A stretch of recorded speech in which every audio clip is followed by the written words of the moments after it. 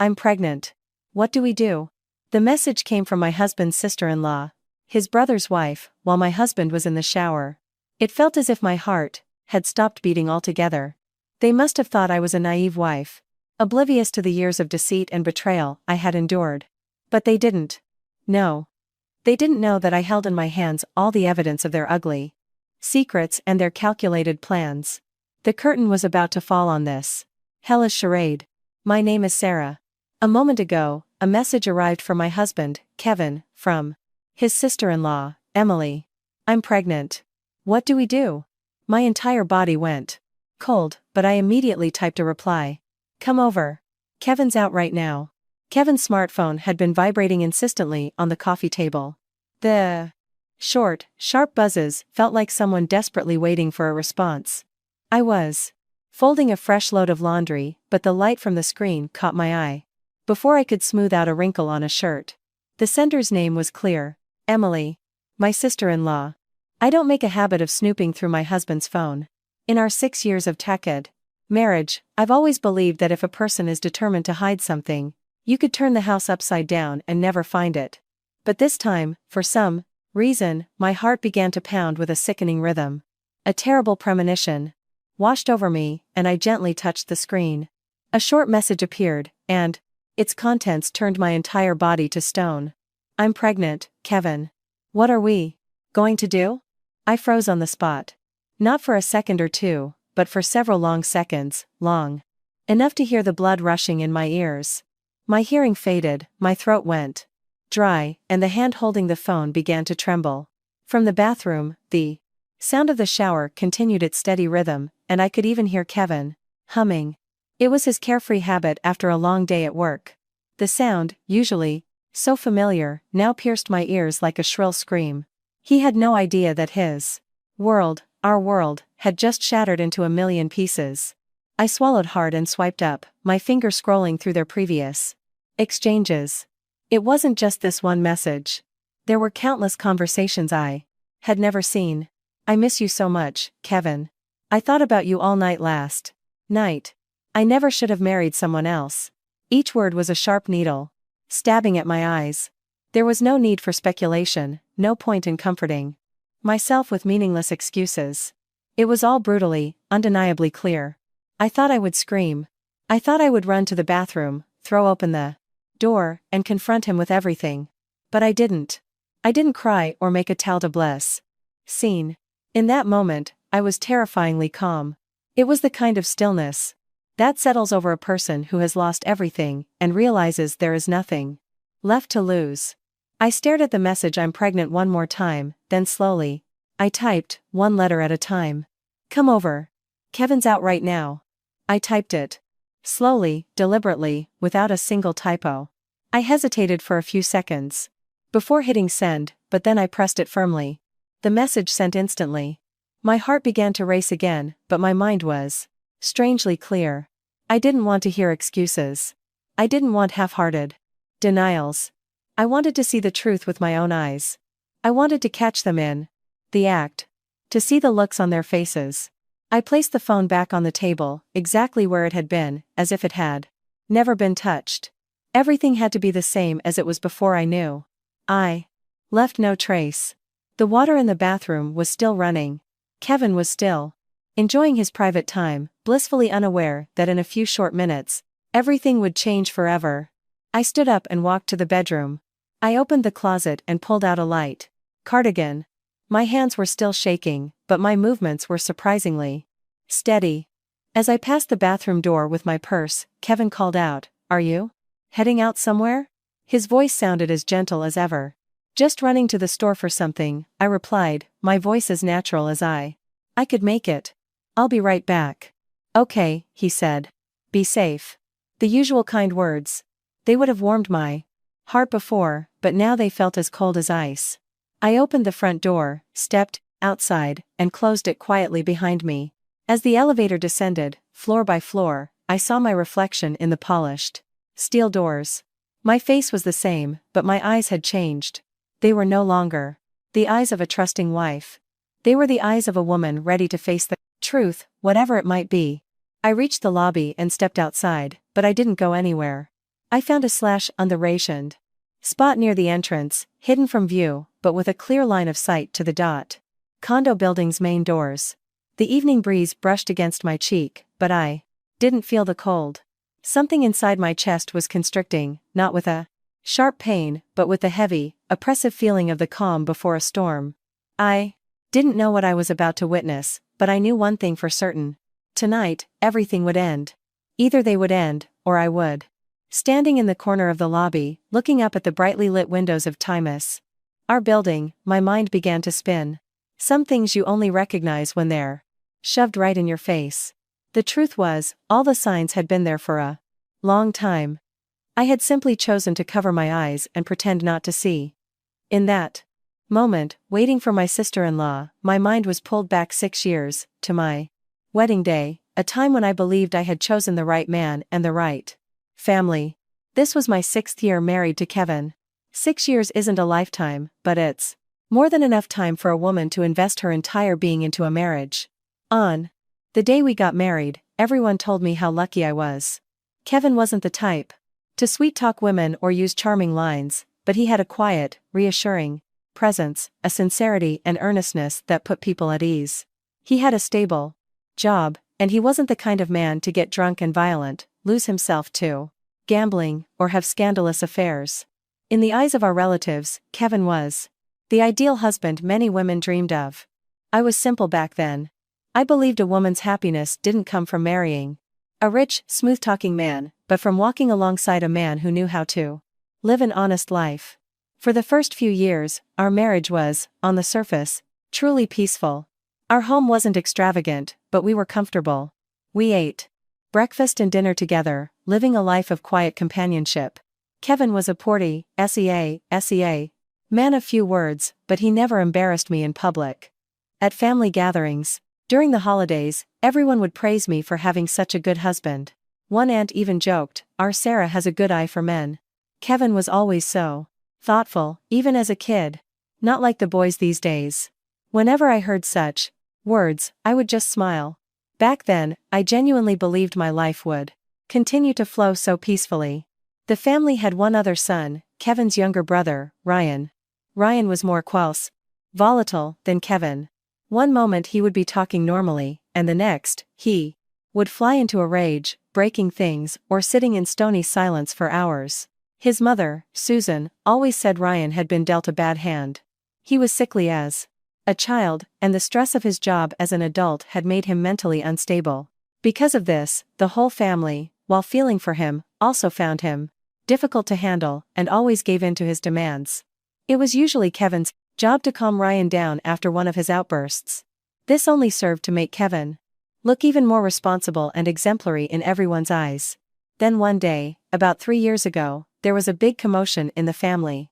Ryan brought a woman named Emily home and introduced her as the person he was going to marry. I still remember the day I met her so clearly. Emily was wearing a cream-colored dress, her hair tied in a low ponytail. Her features were delicate, but her gaze was incredibly sharp. She wasn't a simple, sweet country girl. She was a woman who knew she was beautiful and attractive, a woman who could see right through you and discern what you were thinking. The entire family was surprised, not because she wasn't beautiful, but because they couldn't understand why a woman like Emily would choose Ryan. She could have had a much more stable and reliable man, yet she chose him. That day, as I was helping wash fruit in the kitchen, a relative whispered in my ear, "It's strange, isn't it? She doesn't seem like an ordinary girl. Why would she want to marry Ryan?" I just forced a smile and avoided answering, but honestly, I thought it was strange too. Emily didn't seem like the type of woman to sacrifice her life by marrying an unstable man like Ryan without some ulterior motive. At the time, I didn't think too deeply about it. I never imagined that her special reason could be directly related to my husband. On the day of Ryan and Emily's wedding, while people were mingling in the reception hall, I happened to overhear 2 relatives whispering behind me. One spoke in a very low voice, but I heard her clearly. I heard that Emily and Kevin used to date. The other gasped. Really? Then why on earth did she end up marrying the younger brother? Who knows what goes on in other people's families? A chill ran down my spine. When I turned around, they both fell silent and gave me an awkward smile. That night, back at home, I asked Kevin about it directly. He was taking off his watch. When he heard my question, his fingers froze for just a fraction of a second. It was a fleeting moment, but it was long enough for me to realize he died. Wasn't surprised at all. He didn't deny it, or offer a long-winded explanation. He just gave a faint smile and said lightly, "That's all in the past. Don't worry about it." Then he turned his back to me, as if it were a trivial matter. Not even worth my concern. His casual attitude made my throat tighten. If it was really nothing, why couldn't he look me straight in the eye and say it? From that day on, a small thorn lodged itself in my heart. It was the kind of thorn that pricked and ached, a constant, dull pain. I told myself that everyone has a past. What mattered was the present. Emily was Ryan's wife, and Kevin was my husband. We had to live as a family, so the past should be buried. I desperately tried to think this way to protect my own peace of mind. But as time went on, Emily's behavior made it impossible for me to ignore. She was unnaturally close to Kevin. It wasn't the respectful demeanor of a sister-in-law towards her brother-in-law. It was the casual, familiar attitude of two people who had crossed a line long ago. Once, when the whole family was having dinner together, Emily casually placed a bland piece of grilled salmon on Kevin's plate and laughed. "Kevin, you still love the crispy skin, just like you used to." After the words left her mouth, she seemed to realize I was sitting right there and quickly corrected herself. "Oh, I mean, I heard that from Susan a while back." The others might not have noticed, but I did. A slip of the tongue can sometimes speak more truth than 100 excuses. Another time, I saw the two of them talking on the balcony. They weren't laughing or touching. They were just standing there, silently looking at each other. But it was precisely that silence that made me even more uneasy. It wasn't the gaze between a brother-in-law and sister-in-law. It was the deep, heavy gaze of two people who shared a past, who understood each other without words. When I approached, Emily turned away first, and Kevin asked me with a hardened expression, "What are you thinking about now?" I told him their relationship didn't seem normal. He immediately cut me off. "You're being paranoid. Stop making a big deal out of nothing." Those words were repeated countless times after that. Whenever I felt uneasy, he said I was being paranoid. Whenever I questioned him, he told me not to make a paranoid big deal out of it. Gradually, I began to doubt myself. Was I really just being suspicious? Had I created my own unhappiness because I had too good a husband? I wandered in that vicious circle for a long time, until that message appeared before my eyes. And then, everything I had desperately tried to deny finally took a single, clear shape. There was nowhere left to retreat. Since that night, the thorn in my heart was no longer quietly lodged there. It pricked me a little more each day, becoming more vivid, more impossible to ignore. I still went to work, prepared meals, and lived as an ordinary wife, but my heart had already changed. I could no longer see Emily as just a tall sister-in-law, and I could no longer look at Kevin with absolute trust. Once you start doubting, you see traces of it everywhere, no matter how hard you try to forget. Emily started coming to our home more and more frequently. The reasons were always plausible. Ryan had a fit and broke things in their apartment. He had left without a word and wasn't answering his phone. Or she would call late at night, her voice choked with tears, saying, "Kevin, please help me, I'm so scared." Whenever Kevin was home, he would be out the door in an instant. Sometimes, before I could even ask, he'd be putting on his coat and shoes, saying curtly, "Looks like Ryan's acting up again. I'm going to check on it." At first, I tried to believe it was just brotherly concern. But I soon realized that some situations didn't require such immediate, personal intervention. One evening, after 9 p.m., Emily came over again. She didn't pound on the door like someone in a panic, but quietly buzzed the intercom and called out in a low voice, "Kevin? Are you there?" I was in the kitchen at the time. When I heard her voice and came out, she was standing there in a thin house dress, her hair messily tied back. Her face was pale, but her eyes held none of the fear of a frightened person who was genuinely frightened. As soon as Kevin saw her, he pulled her inside and asked quietly, "Did Ryan do Something again? Emily didn't answer in front of me. She glanced at me, and then looked down. It was a brief look, but it was enough to make me uncomfortable. Then, Kevin took her into his home office and closed the door. I stood in the Relibre Vos living room, listening to their conversation. It wasn't loud, but it wasn't so quiet that I couldn't hear. Strangely, Emily's voice, always so demure in front of me, changed completely when she was alone with Kevin. It became lower, sweeter, less like someone asking for help and more like someone being affectionate. This happened more than once. One night, Emily came over and stayed for over an hour. They were in the office, just the two of them. Sometimes the door was slightly ajar. Other times, it was completely closed. Every time I walked past it, a mixture of deep suspicion and humiliation churned inside me. I felt like a stranger in my own home. Once, using the excuse of bringing them water, I opened the door and went in. As soon as I appeared, they stopped talking, and the air in the room became thick with awkwardness. Kevin pretended to be looking at some documents on his desk, while Emily sat with her hands primly in her lap, her mouth shut tight, like someone who had just said something they shouldn't have. That time, I put the glasses down and looked directly at Emily. She looked up, gave a very faint smile, and said in a voice as sweet as honey, "Sarah, please? Don't misunderstand. I just think of Kevin as a real older brother. He's the only one I can rely on here." Her words were polite and considerate, but a chill ran down my spine. Some people's eyes betray more than their words, especially when they feign innocence. Emily told me not to misunderstand, but the way she looked at Kevin was anything but pure.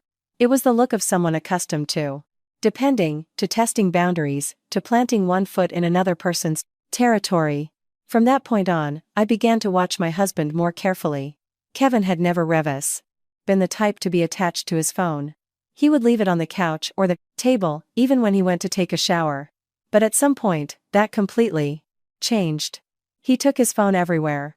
He kept it within reach while watching TV, and even took it with him to get a glass of water. Eventually, he started taking it into the bathroom with him. Whenever a message came in, he would quickly check it and then place the phone face down. For a while, he was changing his passcode frequently.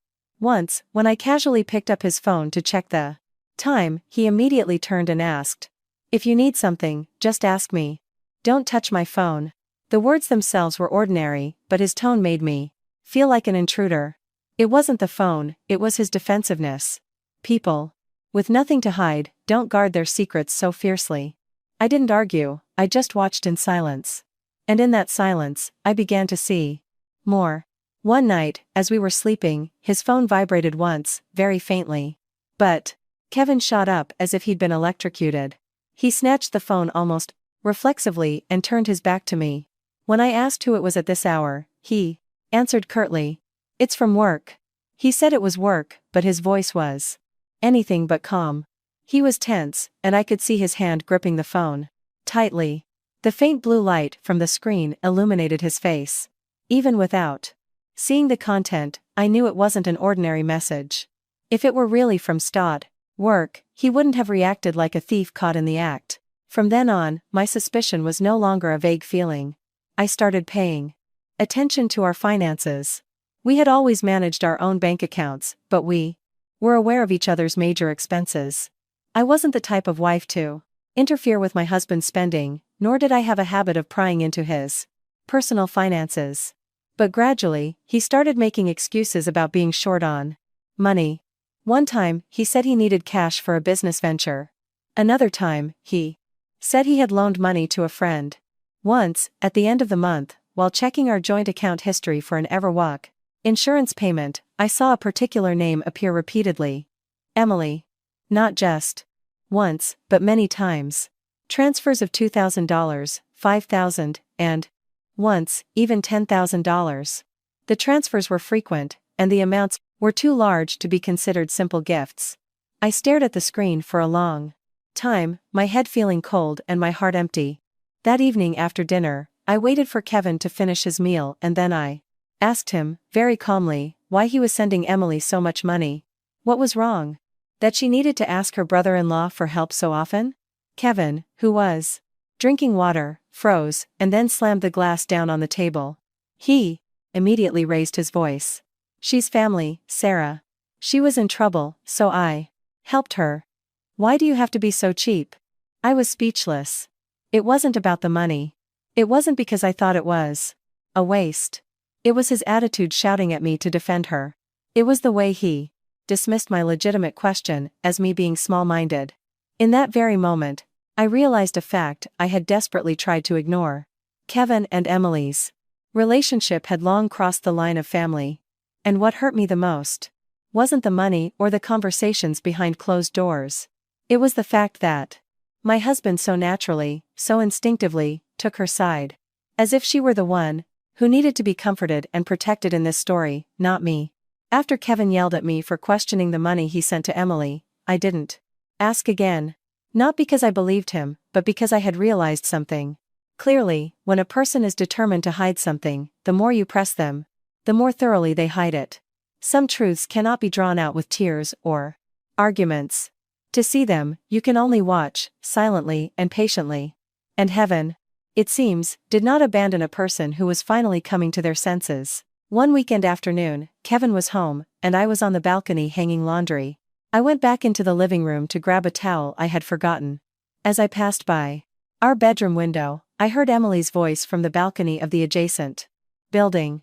We lived in the same condo complex, and the distance between buildings wasn't so great that you couldn't hear voices if it was quiet.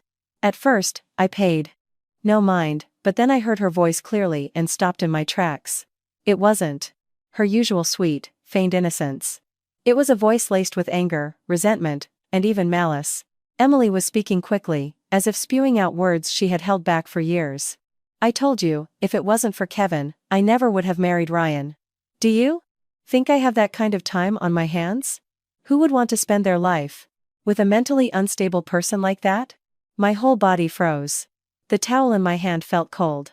I couldn't even breathe properly, standing there in the shadows, perfectly still. Emily's voice continued, each word like a knife stripping away the false skin she had worn for so long. The sound of the wind and cars passing by meant I couldn't catch every word, but that one sentence. If it wasn't for Kevin, I never would have married Ryan was enough to give shape to all my suspicions. It was no longer a woman's paranoid intuition. It was a dirty, humiliating truth. I wanted to run over there, slap her face, and demand an explanation for everything, but I didn't move. Perhaps because I had suppressed so much for so long, instead of becoming hysterical, my mind became strangely cold. It was in that moment I realized I could no longer live in this deception. I would either expose the truth to this very end or live my life being made a fool of by them. That night, I said nothing to Kevin. I acted like an ordinary wife, preparing dinner and asking if he wanted another bowl of soup. But in my mind, the scattered pieces of the past were fitting together, one by one. Ryan and Emily's wedding, the whispers of the relatives that day, Kevin's momentary hesitation when I asked about their past. At the time, it had just been unsettling, but now I understood. That hesitation wasn't from surprise.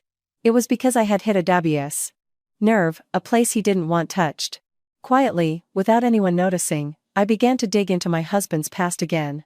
I called one of our older relatives and, under the guise of reminiscing, casually brought up Kevin's life before we were married. The relative initially tried to change the subject, but after a few exchanges, she finally confessed. Before Kevin married me, he had been deeply in love with a woman, so much so that the whole family thought they would get married, but they had suddenly broken up.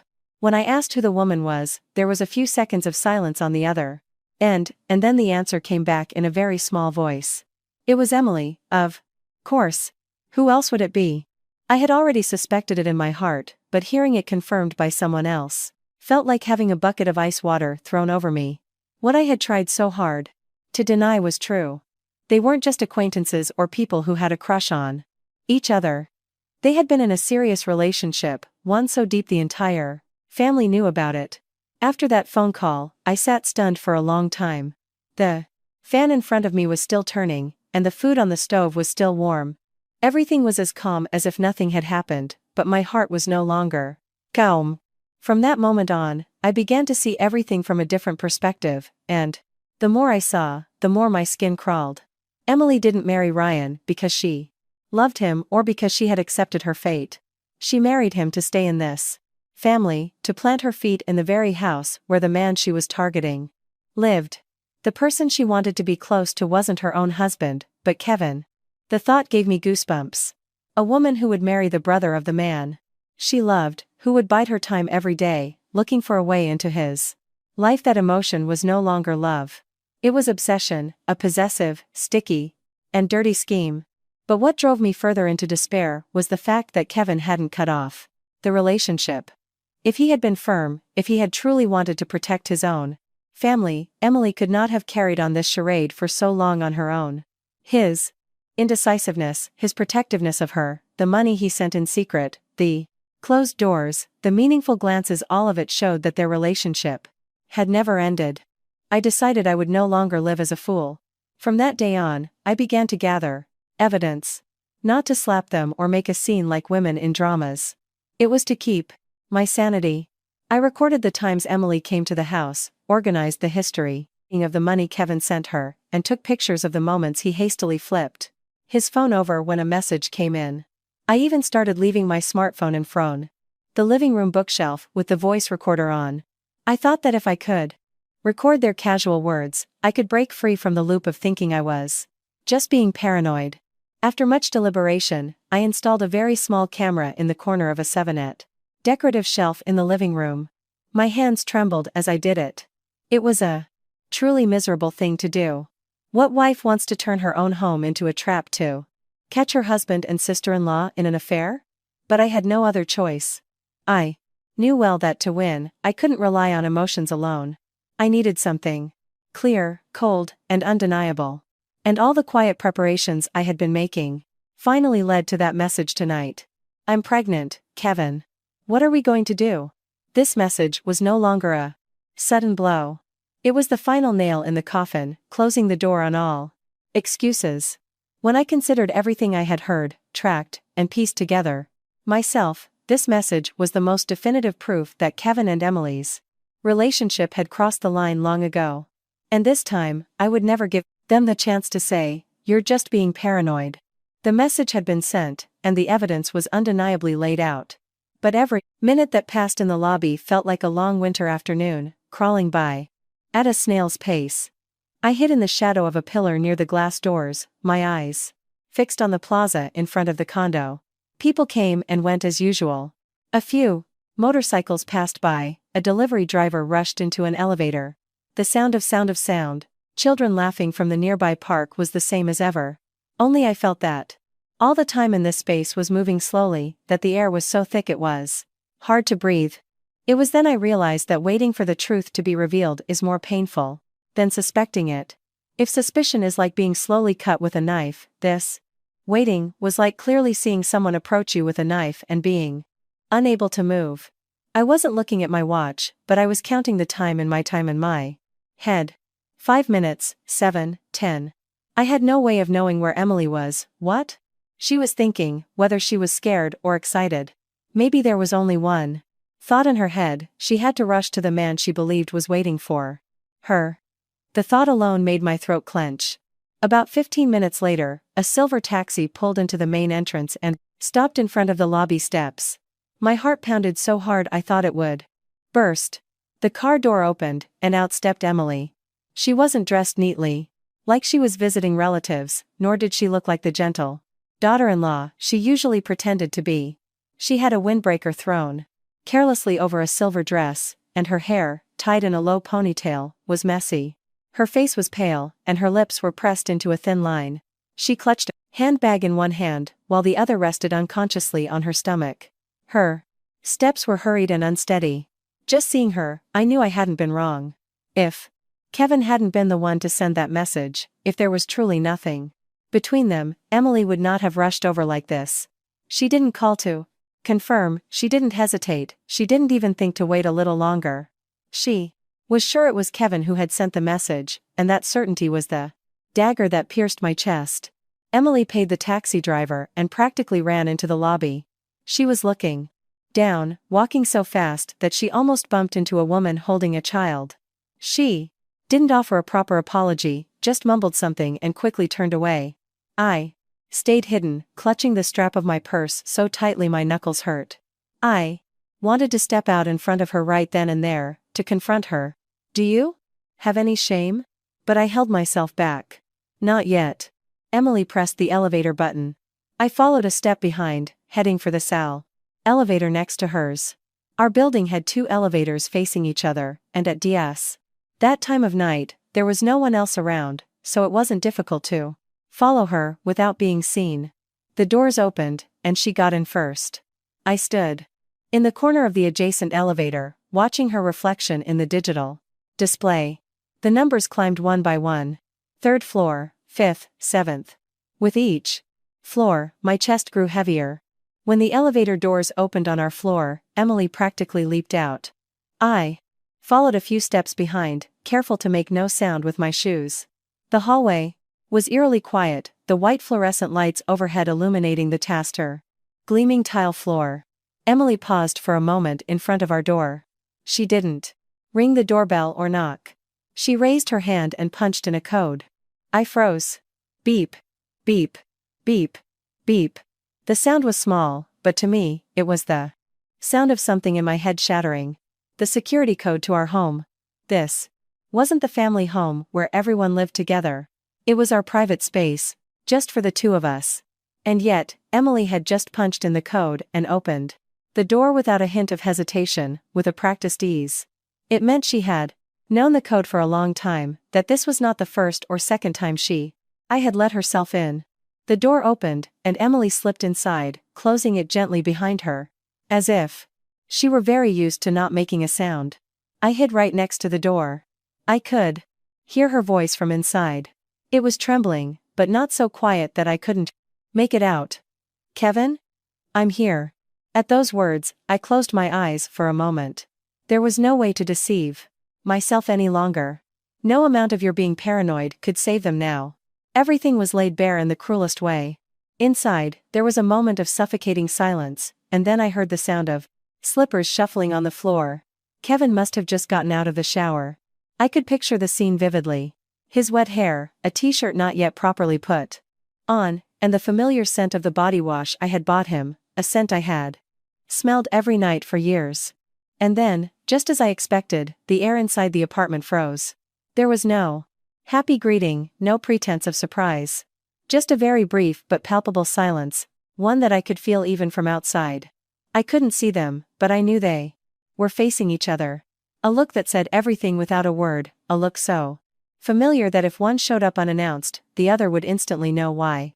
That silence was more definitive proof than 100 confessions. I took a deep breath and pushed the door open. It swung open slowly. The living room was bright, and a few drops of water, fallen from someone's hair, dotted the floor. Emily was standing near the sofa, her face ashen, her hand still clutching the bag in front of her stomach. Kevin stood a few feet away from her. His hair was indeed wet, a towel slung over his shoulder. They both turned to look at me at the same time. I walked inside, placed my purse on a chair, and looked straight at the 2 of them. I didn't scream, I didn't cry, my voice didn't even tremble. I said just one sentence, so slowly and coldly that I felt like a stranger to myself. Go on. Don't mind me. The air in the room froze solid. Emily's lips trembled, but she couldn't say a word.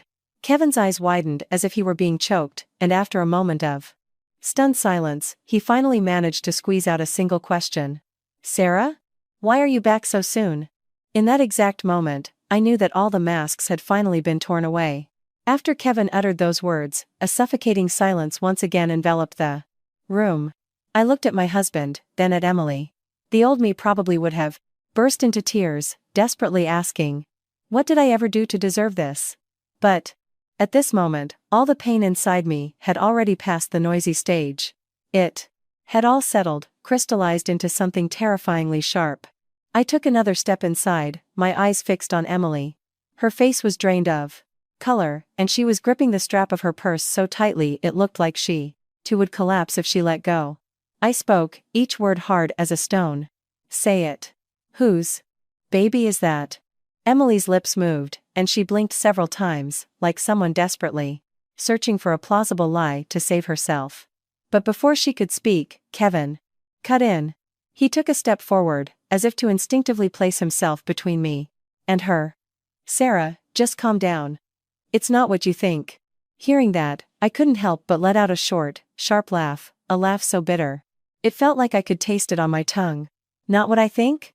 I repeated his words, looking him straight in the eye. "So, what is it?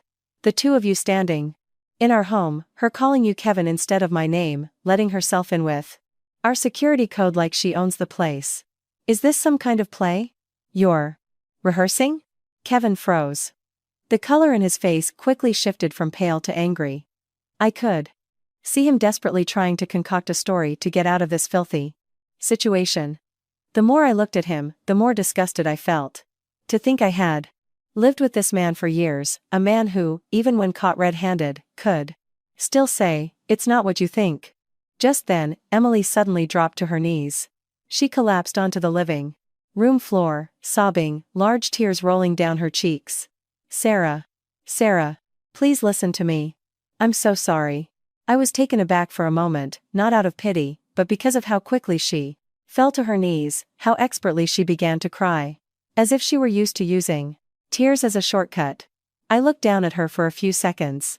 Emily was undeniably beautiful, she could make her voice sound sweet, and she possessed a persicum fragility that could weaken a man's resolve. But looking closely now, her tears were not those of repentance. They were the tears of someone who had been cornered. I said coldly, "What are you sorry for?" "For not meaning to." "You didn't mean to send my husband a message saying you're pregnant? You didn't mean to come running here the moment you got a reply? You didn't mean to know the security code to our home? Do you think I'm an idiot?" Emily clutched her stomach and sobbed even louder. "I really didn't think it would come to this. I never wanted this." "You never wanted this?" I cut through her words like a knife. "You never wanted to climb into my husband's bed? You never wanted to do this behind my back? Aren't you ashamed to even say those words?" Perhaps my icy tone made Kevin lose his composure. He yelled, his voice becoming low and rough. "Sarah, watch your mouth." "Watch my mouth?" I turned to him. Those 3 words were like gasoline poured on the fire that had been smoldering in my heart for years. I took another step closer to him, so close I could see the water droplets falling from his wet hair. "Watch my mouth?" I said, putting force into every syllable. "You're the one who cheated on your wife with your sister-in-law. You're the one who brought your mistress into my home. You're the one who's been making a fool of me for years. And now you're telling me I'm the one who needs to watch my mouth?" Kevin opened his mouth, but no words came out. I didn't give him an inch. I pointed at Emily and glared at him. "If you want to defend her so badly, then just be honest. That baby she's carrying, it's yours, isn't it?" As soon as the question was out, it felt as if all the air had been sucked out of the room. Emily didn't dare to look up, and Kevin stood rooted to the spot. His eyes flickered wildly once, and he turned his face away, avoiding my gaze. It was a brief moment, but it was more certain than any confession. If he were innocent, he would have furiously denied it, pounded the table, and rained down insults on me. But he was silent. A cowardly, dirty, guilty silence. My vision blurred, but my heart felt as cold as ice. In the end, it wasn't the BS suspicion that killed me. It was the confirmation. Emily suddenly started crying even louder. She curled into a ball, one hand on her stomach, the other on the floor. "I didn't want this to happen, I really didn't," she sobbed, her voice choked and trembling. But I just couldn't give Kevin up." I held my breath. I just couldn't give Kevin up. That one sentence, echoing amidst the scent of my husband's body wash and the disgusting scene I was witnessing, proved everything. There was no need for a DNA test, no need for any more messages.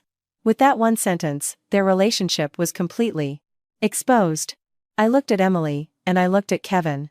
One was kneeling at my feet, crying and playing the victim. The other was standing before me, his posture stiff, his gaze already lost. Suddenly, a dry laugh escaped my lips. My 6 years of tripolis marriage had, in the end, been shattered by these 2 people standing in my living room.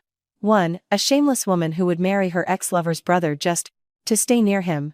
The other, a cowardly man who committed adultery while playing the part of a good husband every day. I took a very slow breath, and then let out a low, cold sentence that made them both flinch. So, you've finally shown me. What a fool I've been. Just as I said it, a loud bang came from outside the front door. It wasn't a knock. It was a violent sound, as if someone was about to break the door down. I, Kevin, and Emily all spun around in shock. And in the next moment, Ryan was standing in the doorway.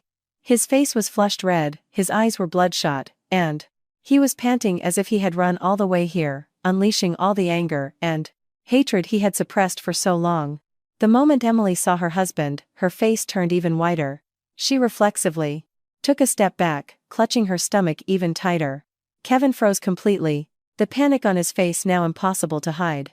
Before I could even process why Ryan was here at this exact moment, he spoke, grinding his teeth. He spat out each word as if chewing on it. I knew everything. Did you two really think you could fool me forever? That one sentence was like a stone thrown into a taut surface of water, sending ripples through everything in the room. It wasn't just that Ryan had shown up. It was that his tone was completely different from the unstable, foolish persona the family had described for years.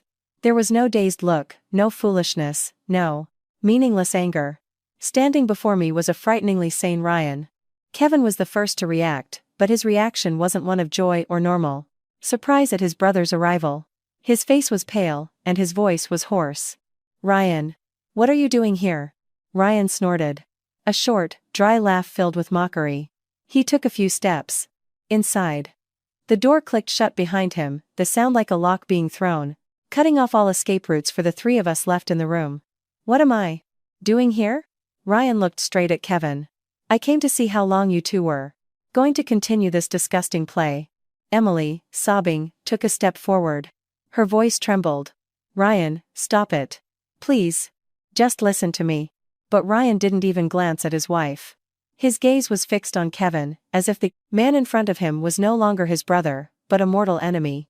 Then, suddenly, Ryan pulled a folded stack of papers from a manila envelope and slammed them onto the coffee table. The papers fanned out, sliding across the Dove glass surface and stopping right in front of me. I reflexively looked down at them. At the top of the first page, the name of a forest maternity clinic was printed in bold letters. Below it were details of the test, pregnancy records, and case numbers. And then, in the conclusion section, my eyes locked on a number that felt like it would shatter my skull. Probability of paternity, 99.98%. I don't remember if I was breathing at that moment. I just felt my entire body turn to ice. I had known it in my heart, I had seen it, I had heard it, I had pieced together all the dirty fragments, but seeing it laid out in black ink on white paper, as a cold, emotionless conclusion, felt like being hit in the chest with a hammer. The child was really Kevin's. This was no longer a matter of life, suspicion, or a marital squabble. It was a tangible, undeniable fact. Kevin rushed forward, his face contorted. Who told you to do this? He shouted. His voice a mix of fury and rage. Where did you get the sample? Who put you up to this? Ryan looked at his brother and the corner of his mouth lifted into a pained, bitter smile. Did you really think I was that stupid? Ryan said, his voice eerily clear.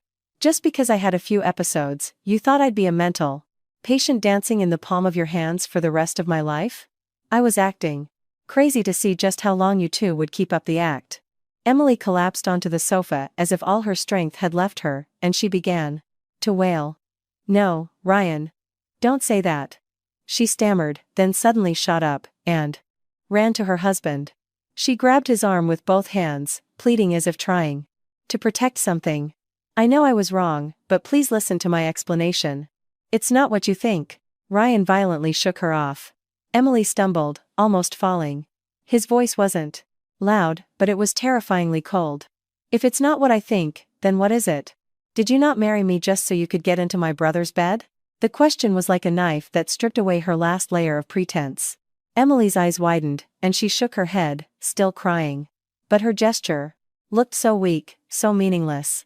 I didn't mean to, she whispered. Hearing that, I let out a dry laugh. Even now, all she could cling to was I didn't mean to. As if all the betrayal, lies, and schemes could be washed away. With a few tears. Kevin stepped forward, trying to de-escalate the situation, but Ryan turned on him. Ryan's gaze was no longer that of a younger brother looking at his older brother. It was the look of a man who had been stabbed in the back by the person he trusted most. "And you, brother," Ryan said, chewing on every word. "You're my older brother. You are the one who taught me to protect my family, to take care of our mother, to cherish my wife. And you slept with my wife. Brother. Are you even human?" Kevin opened his mouth, but no words came out. It was the first time I had ever seen him look so pathetic. The man who had so coolly told me to watch my mouth, who had said I was being paranoid, was now standing before his wife and brother, with a face that held nothing but humiliation and guilt. I didn't intervene anymore. From the moment Ryan walked into this room, I knew. The long-running play between Kevin and Emily was beyond repair. The masks were being torn off right in front of me, so quickly that they didn't even have time to hide. And in the midst of this chaos, I realized one thing clearly: no one would ever be able to pretend this didn't happen. I thought this was everything. A cheating husband, a sister-in-law pregnant with her brother-in-law's child, a brother who feigned madness to spy on his wife. These facts alone were dirty and ugly enough to destroy a family from the roots up. But Ryan, his eyes still bloodshot, turned to me with an eerily calm voice. "Sarah," he said, "do you think this child is a product of love?" He snorted, the corner of his mouth twitching painfully. "No. This was a plan." I froze. It wasn't just me. Even Kevin stared at his brother in shock, and Emily's face visibly paled. She took a step forward, her voice hoarse. "Ryan. Stop it." But Ryan didn't stop. Perhaps all the resentment and humiliation he had suppressed for so long no longer allowed him to care about saving anyone's face. He stared at Emily, each word landing like a lead weight. "Are you scared? Why? Why don't you let me continue? Or is it because if Sarah finds out everything, your and brother's little plan will be ruined?" A chill ran down my spine. A plan. It was only then, amidst the pain of betrayal, that I realized I had still been too naive. I had only been thinking about a past romance, a physical affair, a secret relationship. But Ryan's gaze told me that something far filthier was hidden behind that child. Ryan turned back to me. His voice lowered, but every word was crystal clear. "Sarah, you remember that this condo is in your name, right?" I stared at him, my throat completely dry. "I remember. How could I forget?" Ryan snorted. "That's what she was after from the very beginning." Emily screamed, a sharp, knife-like sound. "That's a lie." But Ryan no longer even looked at his wife. He looked only at me, as if trying to pull me out of the final shock. "Think about it. Why has she been so obsessed with this place for the past few years? Why did she keep pushing Kevin to sort out the house issues, the paperwork issues? Why did her eyes light up every time our mother brought up the topic of inheritance?" I stood frozen to the spot. Some things seem ordinary when you're living through them, but when someone else pieces the fragments together for you later, they take on a sinister shape. Come to think of it, Kevin had casually mentioned changing the condo's title to me several times. He said it would be more convenient for getting a loan if it were in his name, or that it would be less complicated later if we had it as joint property. When I refused once, he even got angry, saying I was calculating and didn't care about him. At the time, I just thought it was a matter of pride, of him wanting to be the head of the Taff household. I didn't agree, but I didn't suspect anything deeper. This condo was an inheritance my late parents had left me, the one thing I would never let go of. I thought my caution had been enough, but I had no idea it was preventing a satyr's trap they had been setting for a long time. I turned to look at Kevin. He was standing there with a face drained of all color. His lips were moving, but no sound came out. For the first time, I saw not just panic on his face, but something like dawning comprehension. Ryan continued, his voice growing sharper. "She was going to use that child to force Kevin to divorce you. She thought that while you were reeling from the divorce, she and my mother could work on you, somehow convince you, and take this house." As I listened to his words, my body grew colder and colder. Each syllable completely stripped away the pretense of, "I didn't mean to that." Emily had clung to so desperately. She didn't just want Kevin. She wanted my place, my home, my entire life. Suddenly, Emily started to laugh. She wasn't crying anymore, nor was she collapsed on the floor, feigning fragility. She stood up straight and wiped her tears with the back of her hand. Her disheveled hair hung around her face. Her expression was twisted and harsh, and the gentle, polite sister-in-law was nowhere to be seen. "So, what if I did?" she said, almost screaming. "So what?" The room fell silent for a moment. Emily whipped her head around to face me. Her eyes were red and bloodshot, and each word erupted like a volcano of long-suppressed anger. "Am I not allowed to love him? Am I not allowed to feel wronged? What do you have that I don't? If it weren't for you, I would have been the one to marry him." I stared at her without blinking. In this moment, there was no pitiful woman who had lost her way due to a mistake. There was only a monster, consumed by jealousy and greed, shameless and evil. Emily pointed a finger at my face, her voice trembling with rage. "What do you have that I don't? You just got lucky. Your parents left you a house, so you get to sit here smugly as the rightful wife. And what about me? I had to live with a mentally unstable man, seeing the man I love every day without even being able to touch him. Why should I have to endure that?" I clenched my fists so tightly my knuckles hurt. "So you married his brother, stayed close, slept with him behind my back, got pregnant, and tried to take my house too? And you see yourself as the victim in all this?" Emily bit her lip, her eyes burning with fury. "At least I lived for what I wanted. You just hold on to what belongs to someone else and think you've won." As soon as those words were out, Kevin seemed to snap back to reality. He whipped his head around, his voice hoarse. "Emily, what are you saying? Did you get close to me from the start just for this house?" Emily faltered for a second. Perhaps, cornered, she hadn't even realized what she was saying. But it was only for a moment. She lifted the corner of her mouth again and snorted. A pained but defiant smile. "And what was I supposed to expect from you? A man who lives with his wife for 6 years while secretly meeting his ex-girlfriend? How was I supposed to trust you? Did you think I was stupid enough to tie myself down to this mess without this house as a safety net?" The words were like a slap across Kevin's face. I saw him take a step back. His eyes were wide, and he had a dazed expression, like a man whose final illusion had just been shattered. He had probably deluded himself into thinking he was reclaiming an old love, that Emily was enduring everything for the sake of that love. But in the end, he realized that even that love was just part of the trap. I stood still, watching the two of them. One had betrayed me, and the other had tried to steal my entire life. And now, in this living room, they were tearing off each other's ugly masks themselves. It was only then that I realized Emily's child wasn't just the result of an affair. It was a bargaining chip, a hook, and the final stage of a long-prepared scheme.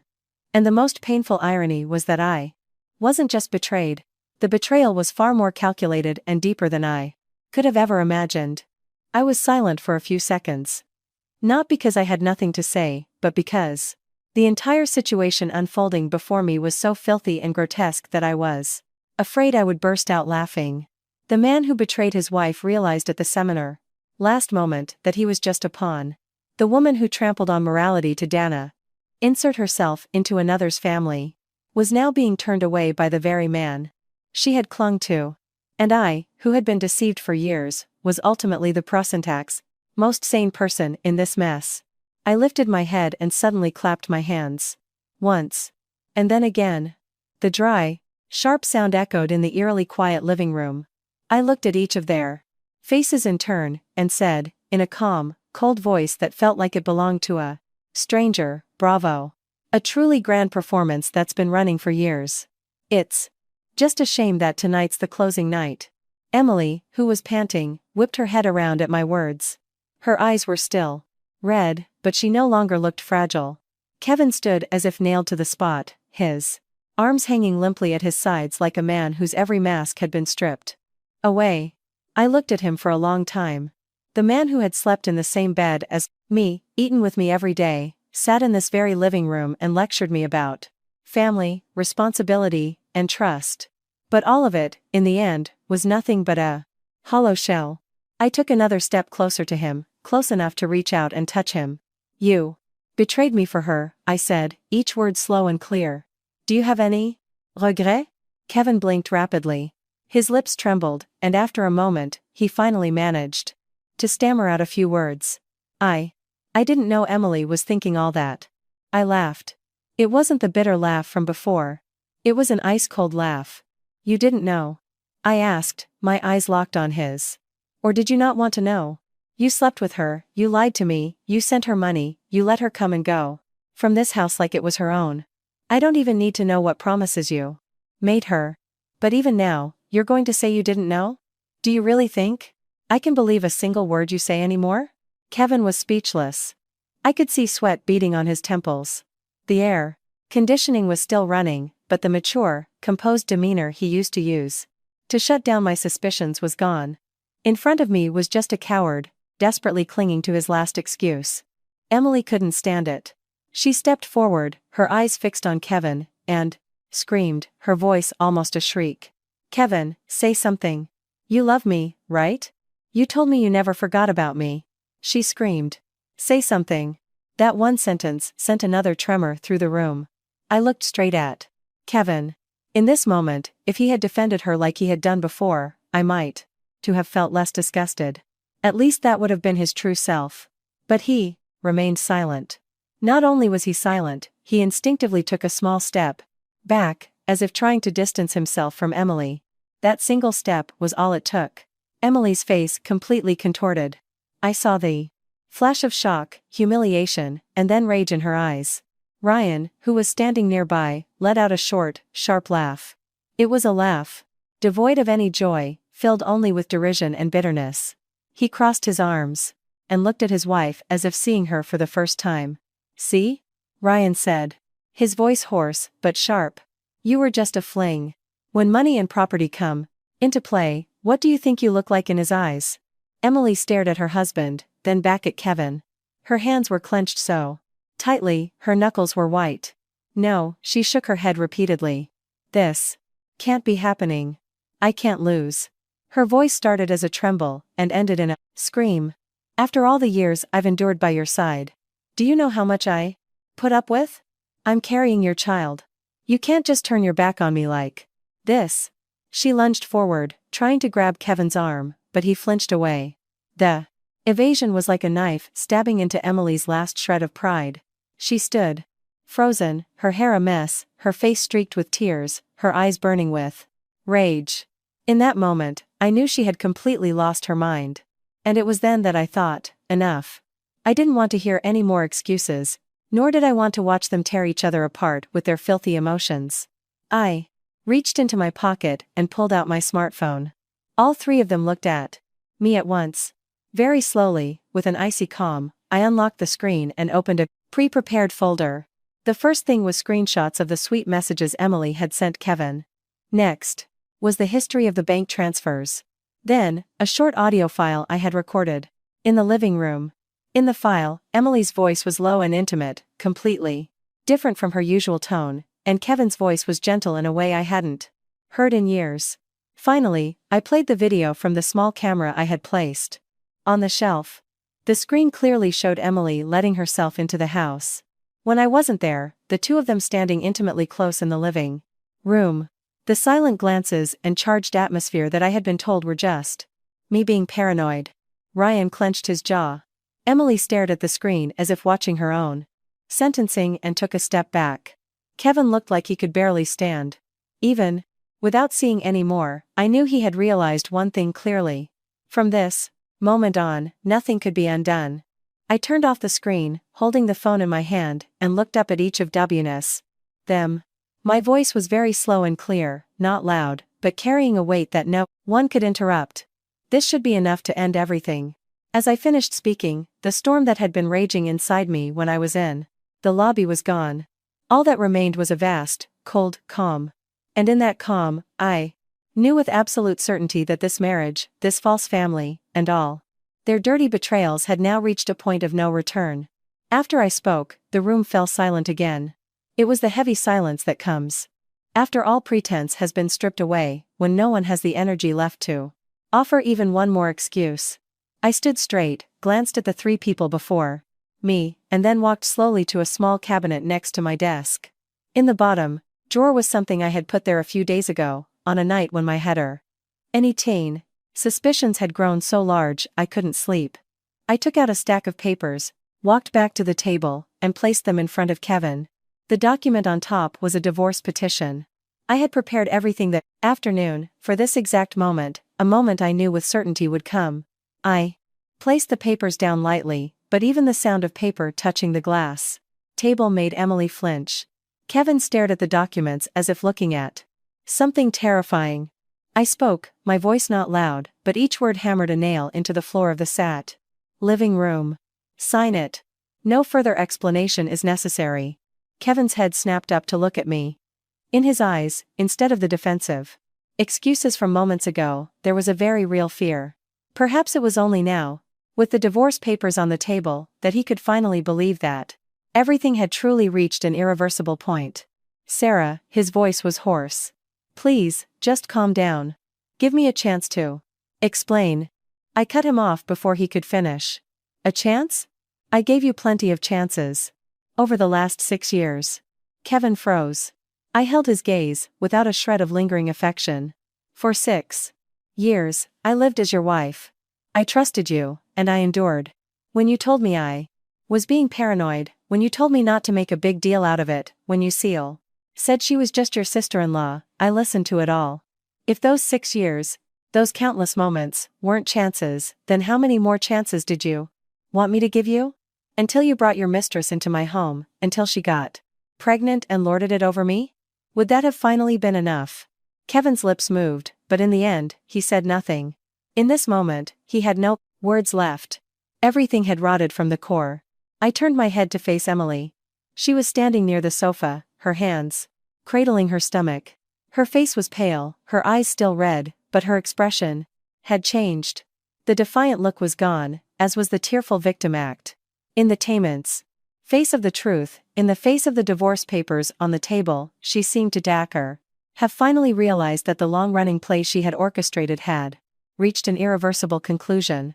I looked her up and down, and said, very slowly, and you? That child you're carrying, whether you keep it or not, has nothing to do with me anymore. Don't look at me as if I have some obligation to pity you. You're the one who put yourself in this situation, not me. Emily bit her lip hard, and fresh tears rolled down her cheeks. But this time, it didn't disgust me. I was just tired. Tired of the kind of people who do shameless things and then expect the world to look at them with pity. Ryan, who had been leaning back in his chair, let out a short, sharp snort at my words. Did you think you won? He asked, looking at his wife. His eyes were filled with nothing but coldness. You have nothing left. The words were like a final blow to Emily. I could see her shoulders tremble. The woman who had deluded herself into thinking she had secured her ex-lover, a child, and even this house, now stood abandoned in the middle of the living room, with nowhere to lean. Kevin had turned his back on her, Ryan had torn off her mask, and I had put down the divorce papers. The place she had so desperately wanted to occupy had, in the end, been destroyed by my hand in a different way, not by me leaving in defeat, but by me taking control and cutting them both out of my life. I picked up a set of keys from a hook by the door, the keys to the front door, the parking garage gate, and the entry card to the building that Kevin used every day. I placed the keys firmly in front of him. The sound of metal hitting the glass table was sharp and cold. And then I said, starting today, you and she are to get out. Kevin stared at me in disbelief. He looked at the keys, then at me, his eyes wide. Sarah, are you throwing me out? I looked him straight in the eye. A few months ago, that one question would have shattered my heart. But not now. I was, to my own surprise, at peace. No, I answered. I'm not throwing you out. I'm just putting you back where you belong. He blinked, not understanding.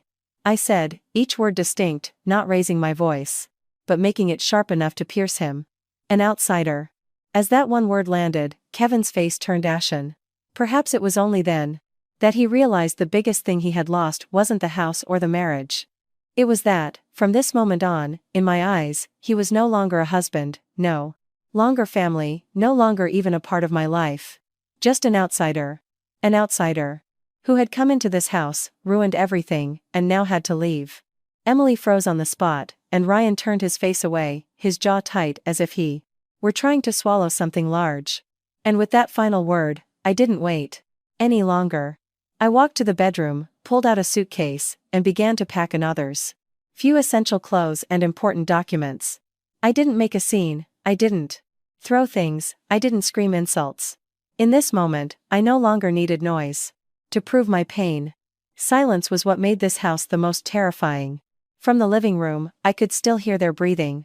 The sound of someone shifting in a chair, Emily's soft sobs, and Kevin's voice calling my name. Quietly, but not daring to come in. All the sounds mingled together, confused, suffocating, pathetic. But I didn't look back. I knew with absolute clarity that, from this moment on, that living room was no longer a space of false happiness. It was just a place where all lies had been completely exposed. And I was the only one who would finally walk out of it with my sanity intact. I was pulling some personal papers from a drawer when a loud crash came from the living room. It wasn't a voice or normal footsteps. It was the sound of a chair being shoved and paper being violently torn. I whipped my head around to see Emily snatching the divorce papers from the table in front of Kevin. It all happened in an instant. She clutched the papers in her fist, and with bloodshot eyes and disheveled hair, she stood in the middle of the living room and ripped them to shreds. The sound of tearing paper, rip, rip, rip, was dry and eerie. White scraps of paper fluttered to the floor. Emily, panting heavily, lifted her head and stared at me. Her voice was shrill, all traces of her usual gentle femininity gone. "Did you think you won? This isn't over." I stood in the bedroom doorway, still holding a file, and watched the scene unfold quietly. Perhaps Emily thought that by tearing up a few pieces of paper, she could tear up my resolve. But what chilled me wasn't her impulsive action. It was the fact that, even now, in my house, she believed she had the right to declare war on me. Just then, Kevin seemed to snap back to his senses and shouted, his voice a mix of anger and panic, "Emily, stop it." But the more he tried to stop her, the more frantic she became. She turned on him. The tears hadn't even dried on her face, but it was twisted with rage and hatred. "Are you scared now? You weren't scared when you were in my bed, were you? You weren't scared when you held me and promised you'd divorce her soon and marry me?" The words were a bomb detonating in the middle of the living room. I had already seen and heard the filthiest things, but hearing it so raw from Emily's own mouth sent another shockwave through the house. Kevin's face turned white, and he looked like a light push would send him toppling over. Ryan clenched his fist so hard the veins in his neck bulged. And I just stood there, watching how their masks were being torn off by their own hands. Emily laughed while crying, the laugh of a cornered animal determined to leave no one with an escape route. She reached into her handbag, pulled out her smartphone, and held it up in front of us like a knife. "You think this is the end?" She snorted. "I have everything. Voice recordings, messages, pictures. What you said to me, what you promised. You might forget, but I haven't." Then she looked straight at Kevin, her voice firm, each word like a bullet hitting his face. "If I can't live peacefully today, don't think anyone in this house will be able to hold their head up high." Kevin, as if on fire, lunged forward and shouted, "Give that to me." But Emily scrambled back, clutching the phone to her chest.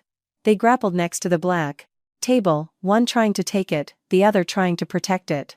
The sounds of panting, feet scuffling against a chair, and things being knocked over filled the air. Just as I took a step forward, there was a loud clatter, and the phone fell to the floor. It skidded across the tile and came to a stop near the leg of the sofa. The screen was still lit up. Perhaps even fate wanted me to see everything to the very end. In that moment, on the unlocked screen, a gallery of photos and messages was clearly visible.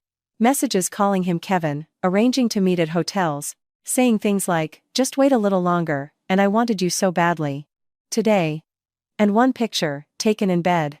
Kevin was asleep with his eyes closed, the sheets were rumpled, and Emily's hand was resting on his chest. It didn't take a close look to know this wasn't a one-time mistake. It was a long-running, shameless affair. The moment Ryan saw that screen, he transformed, as if gasoline had been poured all over him. He violently kicked a dining chair. It crashed to the floor with a perceptible, loud bang. Ryan screamed, his voice hoarse. "You steal my wife and then have the nerve to ask for a chance here?" The rage in his eyes was no longer an act or suppressed. It was the pure humiliation of a man trampled on by his own brother and wife at the same time. I thought Ryan was going to lunge at Kevin right then and there. Honestly, I wouldn't have been surprised if he had. But he stopped. He stood there, his chest heaving, panting for breath, and then suddenly, he turned to me. His face twisted into a smile more bitter than tears. "Sarah, do you see now?" His voice was ragged. "In their eyes, you and I were just the background. You were just a prop for that man to play the part of a good husband. And I was just a living stepping stone for that woman to get into this house." His words, strangely, cut deep into my chest. They were so accurate I couldn't even argue. The two of us, seemingly unconnected, had in the end been cast in the same role. The people to be used so that others could complete their dirty little love story. Just as the air in the room felt like it was about to boil over, a frantic knocking came from the front door. It wasn't a normal knock, it was fast and hard, as if the person outside was truly panicked. Before anyone could react, the door opened, and Susan, Kevin and Ryan's mother, walked in. She froze in the doorway, taking in the scene. The overturned chair, the scraps of paper on the floor, the faces of her sons, one pale, one flushed red. The air was thick with sweat, tears, and humiliation. Before Susan could even process the situation, she opened her mouth to ask what on earth was going on. Just then, Emily ran to her. She clung to Susan's legs, collapsing to her knees as if grabbing the last life raft in a raging river, and wailed, "Mother, please help me." She lifted her tear-streaked face and screamed loud enough for the whole room to hear, "Mother, I'm carrying your family's bloodline." As those words ended, the air in the house grew even tighter. The already suffocating atmosphere thickened to the point that even I felt my chest constrict. I watched Susan's face to see how it would change. And in that moment, I had a premonition that from now on, this would no longer be a problem confined to the four of us in this room. After Emily's cry of "I'm carrying your family's bloodline," Susan stood frozen. For a few seconds, I saw her expression shift clearly. Shock and bewilderment, followed by an incredibly quick, calculating look. And what sent a chill through my entire body was that, a few seconds later, instead of slapping Emily or yelling at her son, she whipped her head around to face me. Her eyes burned with anger, and she spoke through clenched teeth, her voice sharp and venomous, as if spitting in my face. "I knew this would happen. It's because of women like you, who can't even manage a husband." I was rooted to the spot. Not out of shock, but because the sheer audacity of it was beyond anything I could have imagined. Her son had cheated with his sister-in-law and gotten her pregnant. The entire sordid truth was laid bare in my home. And yet, the first person she aimed her blame at was me. Kevin hung his head low, unable to look anyone in the eye. Ryan, standing next to him, suddenly started laughing like a madman. It was a dry, twisted laugh, more terrifying than a scream. He shook his head and looked at his own mother with pity. Incredible. Like mother, like son. Susan, as if her younger son didn't even exist, helped Emily to her feet and pulled her behind her, as if Emily were the one who needed protecting, not me. The one who had been betrayed in my own home. Her voice lowered, which only made her calculating nature more apparent. "This child is our bloodline. No matter what, this must be resolved quietly. We absolutely cannot let this become a scandal. Cannot let this become a scandal." Hearing those words, a dry laugh escaped my lips, and the back of my nose stung. In the end, the most terrifying thing in Susan's mind wasn't the fact that her eldest son had an affair with his sister-in-law, nor that her family was rotten to the core. It was just the fear of gossip. The fear of losing face, of what people would say, of the facade of a respectable family being torn away. I looked at Susan and asked slowly, placing each word on the table like a brush and tease. "Wait. So, you knew about this before, didn't you?" At that question, the room fell completely silent. Emily trembled faintly behind Susan. Kevin snapped his head up to look at his mother, and Ryan narrowed his eyes, his lips twisting. And Susan, I saw her flinch. Her grip on Emily's arm tightened. But it was only for a moment. She immediately lifted her chin again, her face returning to its characteristic audacity. "So what if I did?" she said. Her voice hard. "Men make mistakes sometimes. A wife's job is to cover for him. And keep the family together, not air our dirty laundry for the whole neighborhood to see and bring shame upon us." Hearing her words, my hands went cold. Ryan looked like he was about to truly lose his mind. He slammed the paternity test results back down on the table. "Mother, you call my brother sleeping with my wife a mistake?" Ryan's eyes were bloodshot, and he bit out every word. "Or is it just easy for you to say that because you're not the one who was cheated on?" Susan glared at him. "You, shut your mouth right now. This is a conversation for adults." "Adults?" Ryan snorted. "Which adults?" "The ones who whisper to their daughter-in-law to use her baby, to get her brother-in-law to divorce his wife, and steal their house?" As soon as those words were out, Susan froze solid. I looked straight at her face. There was no need for speculation anymore. The way she defended Emily, her attitude of wanting to quietly resolve things, her lack of surprise while mentioning our bloodline, all of it confirmed that this woman hadn't just known, she was directly involved. I said nothing more. I picked up the remote control and turned on the television, mounted on the wall. All eyes turned to me. As the screen lit up, it reflected the pale faces of everyone in the room. I opened the video folder from the small camera I had installed on the shelf and played a file from a specific date. At first, the familiar living room appeared on the screen. The afternoon sun, the table, the sofa. And then, a few seconds later, Susan appeared on screen. Sitting across from her was Emily. They were speaking in very low voices, but the camera's microphone picked up every word. "Don't you dare let that child go. Once Kevin divorces Sarah, this house will be yours soon enough." Susan's voice echoed, crystal clear, in the deathly silent living room. Undeniable, word for word. It felt as if all the air in the room had stopped moving. I heard Emily gasp, and Kevin took a step back. Susan's face went from red to ghostly white. She moved her lips, staring at the screen in disbelief. Emily's face was ashen. Perhaps it was only then, terrified, that she realized how ugly the whole scheme, packaged as Susan's love, looked under the bright lights of this living room. Susan stammered, her previous sharp tone gone. I was just angry, I didn't mean it." I turned off the television and looked straight at her. Each word was as heavy as a stone. "So it wasn't just an affair.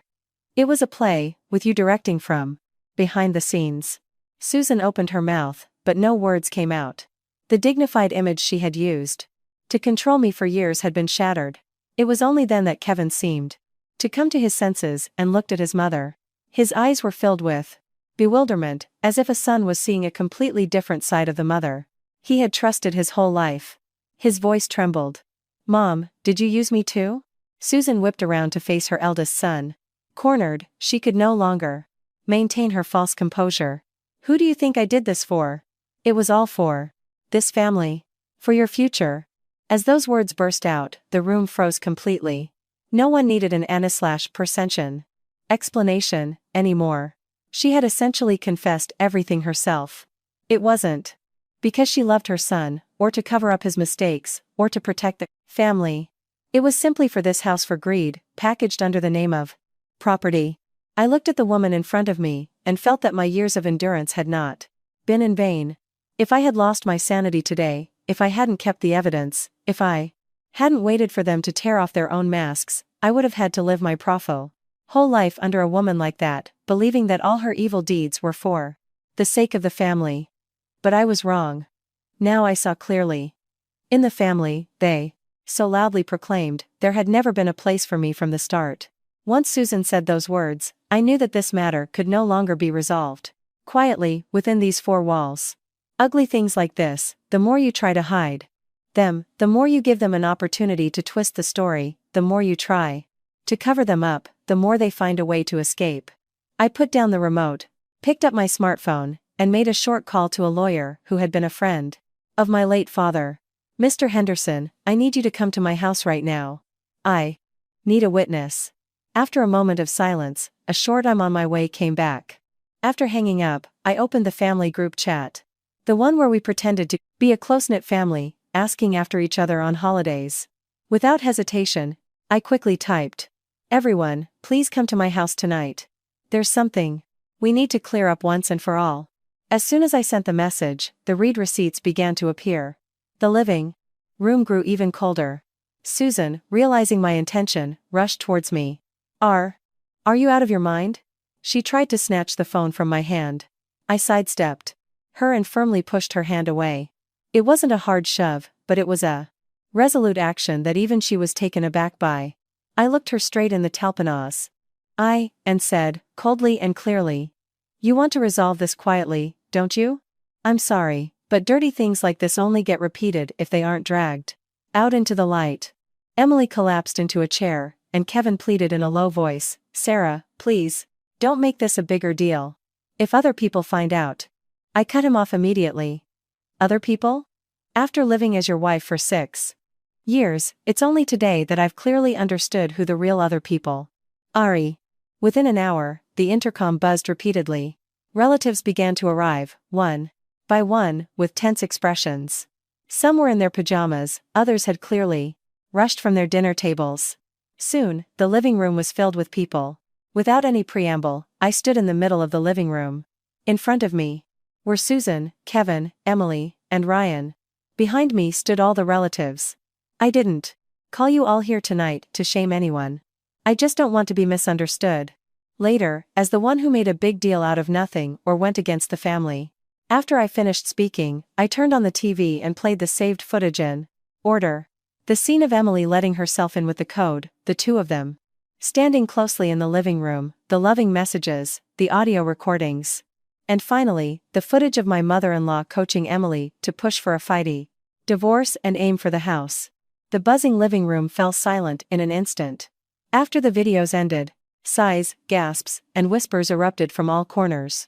One aunt slapped her thigh and said, "My God, a mother-in-law scheming to steal her daughter-in-law's house." An uncle flushed with anger and muttered, "The shame of the family." All eyes were on Susan, Kevin, and Emily. Just as Kevin, unable to bear it any longer, tried to step forward, I held up my hand. "You be quiet. I've heard enough from you for the past 6 years. Tonight, it's everyone else's turn to row. See you." His face turned a sickly gray. At that moment, Ryan took a thick stack of papers from the envelope he had brought and threw them on the table. "Since everyone's gathered, you might as well see my brother's true face too." It was a collection of bank statements, loan agreements, and debt documents, all in Kevin's name. For the past few years, he's been saying it's for business capital, but the truth is, he's been racking up debt to support that woman. The room buzzed with chatter again. A relative picked up a document and stammered, $80,000. Just then, Kevin's smartphone rang like crazy. He was so flustered that he accidentally hit the speakerphone button, and a rough, intimidating man's voice boomed throughout the living room. "This is your last warning. If you don't have that 80 grand by this weekend, we're coming to your office. Don't even think about running." The room froze completely. No more evidence was needed. That one phone call shattered even the last shred of Kevin's reputation. I looked at him.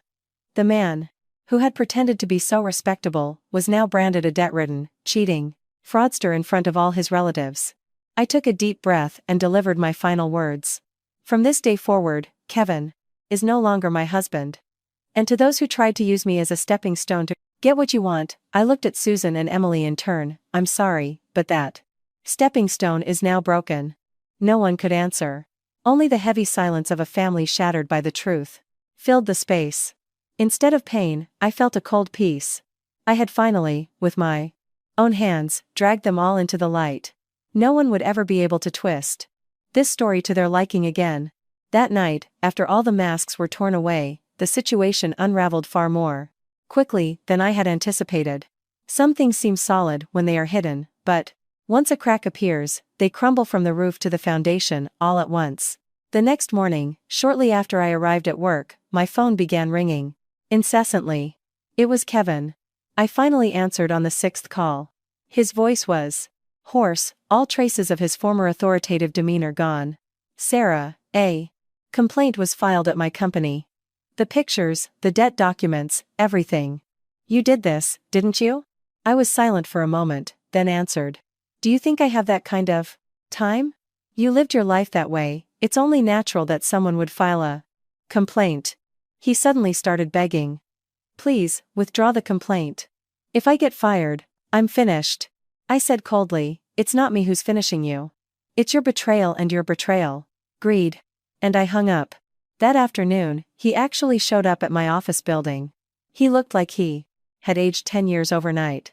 He ran towards me as soon as he saw me, but was stopped by building security. He shouted from a distance, Sarah, please, don't be so cold. We can work this out between us, as husband and wife. I turned to him and let out a dry laugh. Between us? When you were cheating with your sister-in-law and planning with your mother to steal my house, did you? I think that was something we should work out. Are you only scared now because you're about to lose your job? It's too late. He froze on the spot. I turned my back on him without another look. Emily fared no better. Her family heard the news and came up from their small town. Her mother, who had believed her daughter was living a life of sacrifice, slapped her across the face in our living room and broke down crying, according Sevenis to a relative. How could you do this? You've shamed our entire family. I heard that Emily, having lost all her support and pregnant, had a complete mental breakdown. Ryan was different. After the initial shock, he became even more clear-headed. He immediately filed for divorce. When a relative advised him to be the bigger man and forgive her, he apparently laughed coldly and said just one thing. Being a fool once is enough. And Susan, the arrogant woman who had tried to manipulate me, now found it difficult to even go to the local supermarket. She couldn't stand the whispers of people behind her back. The reputation she had tried to protect her whole life had, in the end, been shattered by her own greed. One day, she came to see me and tearfully pleaded, aren't we still family, after all this? But I said firmly, Susan, the moment you planned to take my house, we were no longer family. A few days later, Kevin was fired from his job. The creditors continued to hound him. Cornered, he tried to blame everything on Emily, but she reportedly spat back. Weren't you the one who promised to divorce her and marry me? The two, who had once acted as if they couldn't live without each other, were now at each other's throats more fiercely than enemies. Watching all of this from a distance, I realized something. Some people don't feel remorse. They only feel pain when they lose everything: money, honor, everything. And that pain isn't repentance, it's just despair over the fact that they are paying the price. A month later, the divorce was finalized. Kevin left with almost nothing. Not because I was cruel, but because that house had never been his to begin with. I was the inheritance my parents had left me, the foundation of my life that I had fought to protect. The day I had the locks changed, I watched the old lock being removed with mixed feelings. It wasn't a sense of victory or glee. It was just the feeling of finally having the courage to replace a door that had been broken. For a long time, I cleaned out the house. I packed up his things, the items filled with our memories, into boxes. The house felt spacious now that I was alone, but also empty. But that emptiness was no longer suffocating. I realized that honest solitude was far better than living in the same space as a traitor, pretending to be at peace. Ryan moved to another state to seek professional counseling. Before he left, he said to me, in the end, you were the most sane one in this family. I just nodded in response. It wasn't that I was more sane, it was that I had been pushed into a corner where I could no longer afford to pretend. I heard that Emily, after a huge fight with Kevin, had a stress-induced premature birth. The baby survived, but had to be in an incubator for a long time. When I heard the news, I was silent for a moment. An innocent life was suffering because of the greed and mistakes of adults. Perhaps the biggest victim in this story wasn't me, who was betrayed, or them, who lost everything, but that very baby, born into this dirty world without understanding any of it. Susan fell ill from the successive shocks. Some people told me I should find it in my heart to forgive her for old time's sake, but I just remained silent. Some wounds, even when they heal, leave scars. You can forgive, but you can't forget. One afternoon, Kevin came to see me again. In just a month, he looked like a completely different person.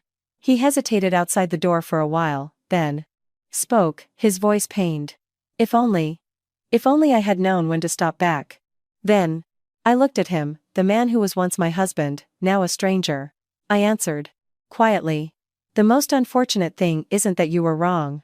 It's that you were wrong so many times, for so long, and you never once tried to stop. He hung his head. I said nothing more and quietly closed the door. For some people, life itself serves as the harshest form of retribution. I returned to my ordinary life. I eat alone, I clean the house on weekends, I sit by the window and feel the sun on my face. I've realized that the most painful moment for a woman isn't when she's betrayed, but when she realizes she has endured for far too long for a worthless person. But if you have the courage to realize that truth and walk away, it's never too late. My story didn't end in a painful act of revenge. It concluded with a deep, quiet peace. I lost my marriage, my husband, and the years I had invested. But in return, I protected my self-respect, my home, and most importantly, myself. I had almost been broken in their ugly play, but in the end, I was the one who walked away on my own 2 feet, with my dignity intact.